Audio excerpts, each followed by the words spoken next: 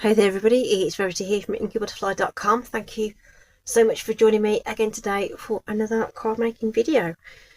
We're using a colour challenge today to make the cards. This is for the SU Colour Challenge Facebook group challenge, and for the month of June the colours are Night of Navy, Petal Pink, Crumb Cake and Gold.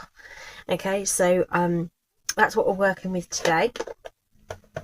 So I've pulled out beautiful butterflies to make my sample card, and what we're going to use for the one I'm going to make with you now. Okay, so for this one I've obviously used the crumb cake as the base and the background stamping, and then used the pink and the navy for the accents, and I'm using this lovely gold mesh ribbon. It's really nice and sort of shiny there. Okay, and the embellishments are actually leftover embellishments from a kit. Might be the heirloom one, can't remember, but anyway, these were left over from a kit, so I'm using those. But an alternative would be the low profile dots, which actually have petal pink in them as well. So low profile dots, yeah, so those could be an alternative. There's gold brass butterflies that you could use as well, but obviously we've got butterflies on the card already. So yeah, and there's some metallic gems as well. But this is what we're going to make today, featuring beautiful butterflies. Love the set, love it. So I do try and mix it up a little bit when I'm doing these things, but obviously restricted by the colours that we're going to be using. So the butterflies are going to be the crumb cake feature,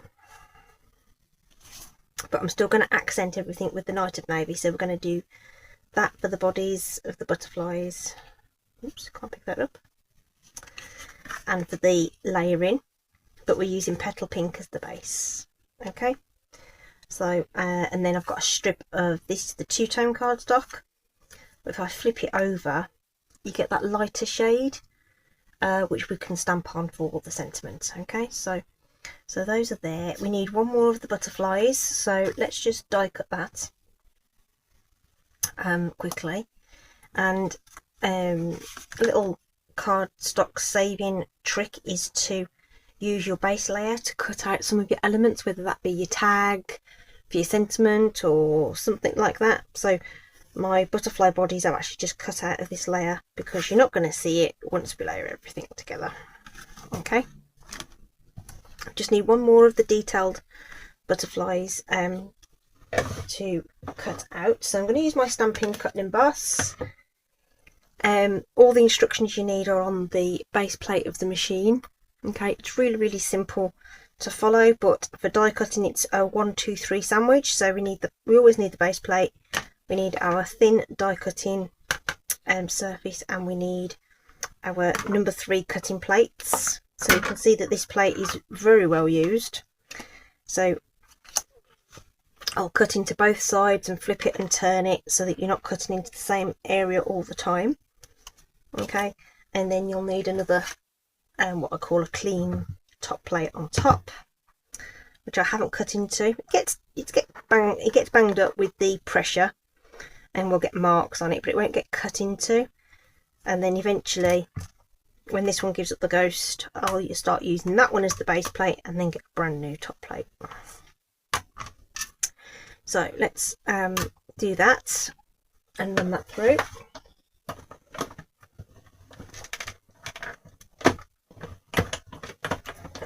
Only takes a minute. And when we lift up the die, there's our die cut. When the plates get a bit old like this, it does tend to sort of stick in a little bit, but that's not necessarily a problem. I just use like a pokey tool just to get it off the plate there. Make sure your little bits are all taken out your die, and then you don't want to leave any of these bits on your cutting plate because they'll make impressions on your next project. So I just get those loosened off, and we'll just scrape those into the bin.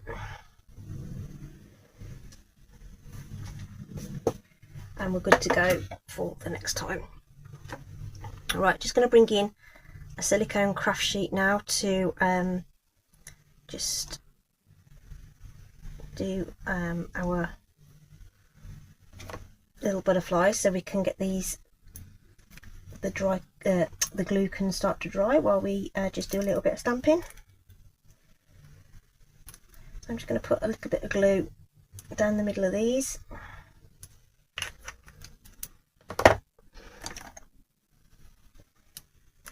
And then I can use my Take Your Pick tool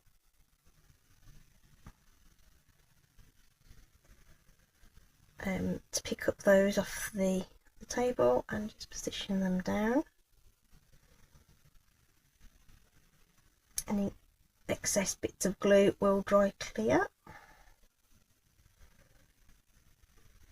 Okay, so now that they've been positioned, we'll just set those aside just to dry for a little while.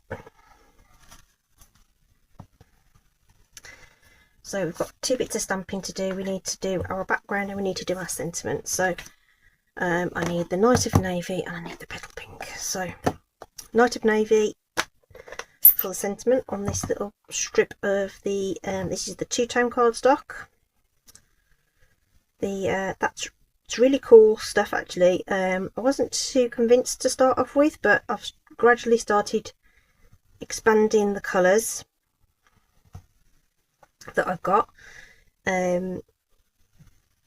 but it's really good for like layering, because you don't necessarily want thick cardstock to do that. So and it's great for stamping on. I don't recommend it for doing any serious colouring with blends markers, because it's thinner, it will bleed a little bit more. So that strip's probably a little bit wide, but it was an offcut that I had, so you know, if you don't want it that wide, then you can trim it down a little bit. So I was just using what I had, so I'm just going to cut that at an angle. You could use a die, you could use whatever you want there. So that's that, and that's like I say, that's sturdy enough for something like this. Okay, and then our Petal Pink panel, we're going to stamp a background, so I just need some scrap paper. This will do. And again, there's 2 sides to this. Let me bring in the cardstock. So this is the regular cardstock, this is the 2-tone cardstock. Okay, and I don't know whether you can hear that. That's what that sounds like. And this is just a little bit more flexible, okay, but it's heavier than, you know, paper. Okay,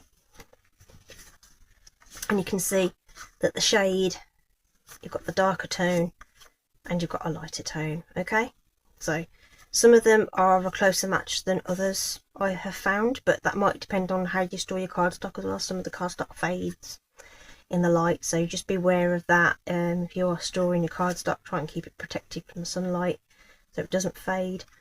And there is going to be, you know, with any manufacturing process, there's a little bit of variation. So I'm going to use the light side because we're doing tone on tone stamping, and obviously the ink will show a little bit better. Just so you see it, let's just see.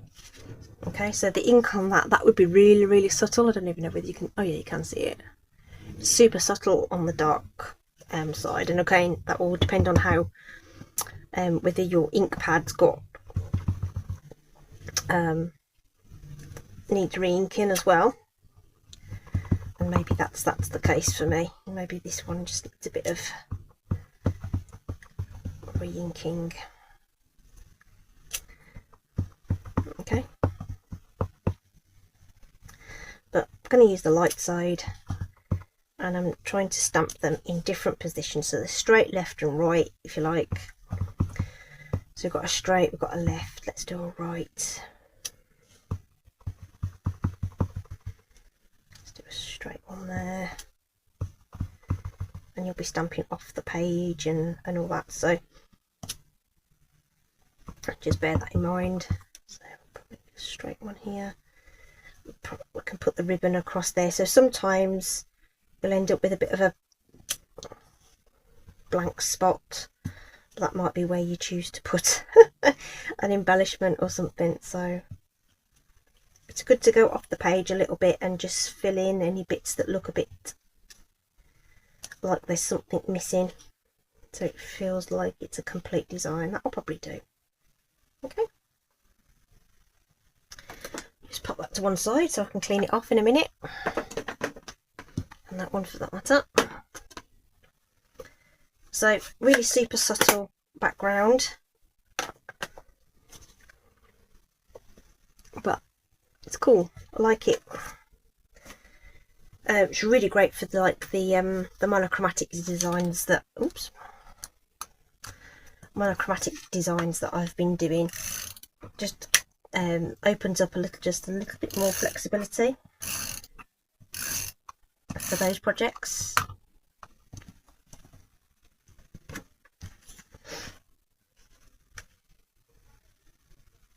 I found some old tape pens in my stash. I was tidying up and I found all these glue runners, so I've been trying to use them up, but they aren't as good as snail. This isn't snail. What's this called? Stampin' Seal. That's much better. It's alright for doing the when I do my samples and mock-ups and things like that. I've forgotten to put my ribbon on because I'm yakking. Right, I'm just going to use some tape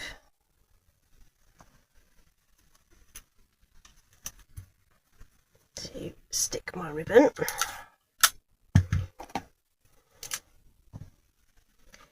Ribbon scissors. I'll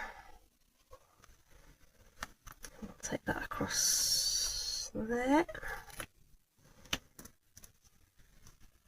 And again, the tape's just a more economical way just to make sure that that's all nice and secure.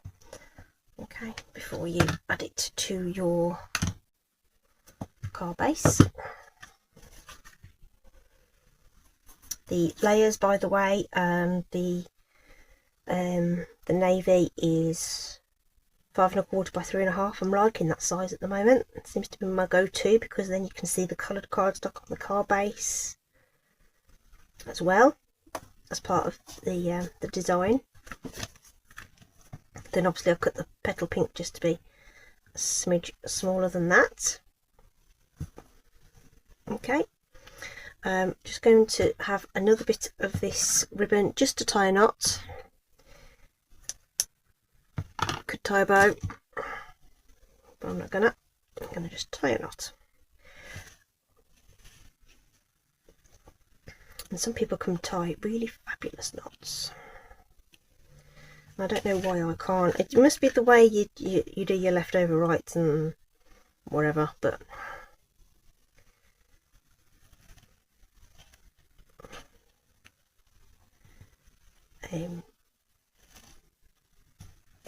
that will do just fine.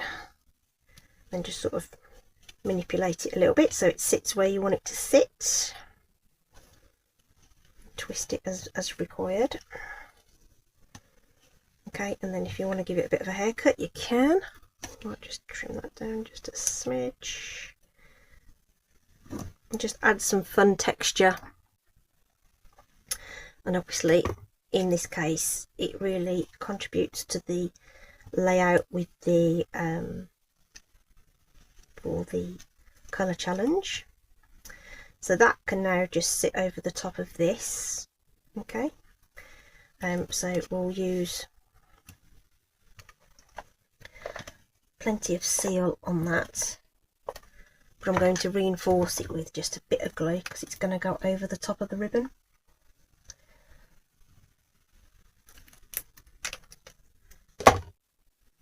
The theory being that that will sort of soak through a little bit to that base card and really cement that in. I used dimensionals on the other one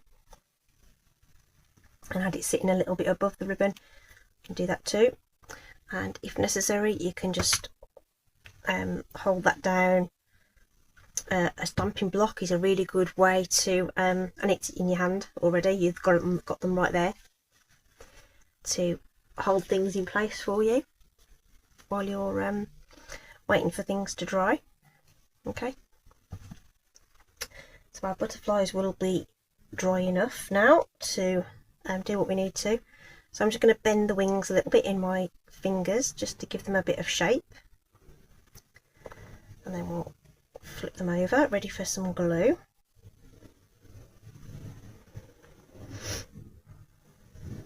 You can use the palm of your hand if you want, or all sorts of tools you can use, but your fingers can do quite a lot. Obviously, if you've got dexterity problems, you might need tools for that kind of thing, but if you don't, then you've already got them attached to you. Okay, and we just put some glue on those bodies, and we can get these all positioned. So again, I've got my my rule of threes is going to come into play when I'm positioning these. So I'm just going to pop this one at the bottom, and then we'll have these ones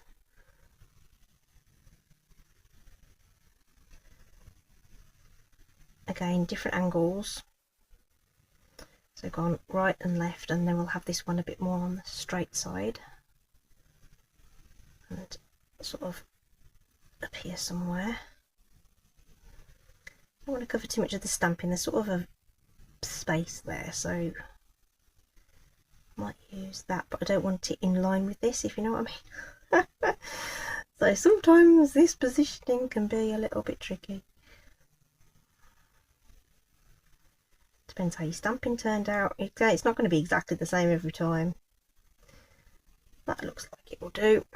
Okay, and then we can just add our little sequins. So rules of threes or odd numbers basically. So because we've got the 3 butterflies already, I thought we'd go with 5 of these to sort of scatter along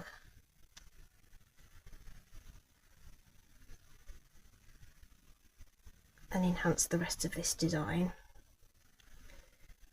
These ones are going to trail upwards into this corner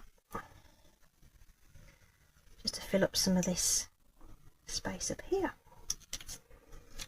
Okay, so this one looks completely different, isn't it? All the same bits and bobs, but just using those colours in a different way really makes that card look totally different. Now, I mean, I do like the crumb cake one the best, but again, you know, depending on your audience, you might think that the petal pink one's better. You know, the background stamping's far more subtle, partly because of the ink pad. I think that could do with a re-ink, I think. But yeah, other than that though, I mean, yeah, it's really delicate, isn't it? Love the design of this. I think it's turned out really, really well. Okay, so all the supplies I've used are going to be linked in the description, so if you want to take a closer look at anything, please do. I hope you've enjoyed it anyway. Thanks for stopping by and watching. Do stay safe, take care, and I will see you again very soon. Bye for now.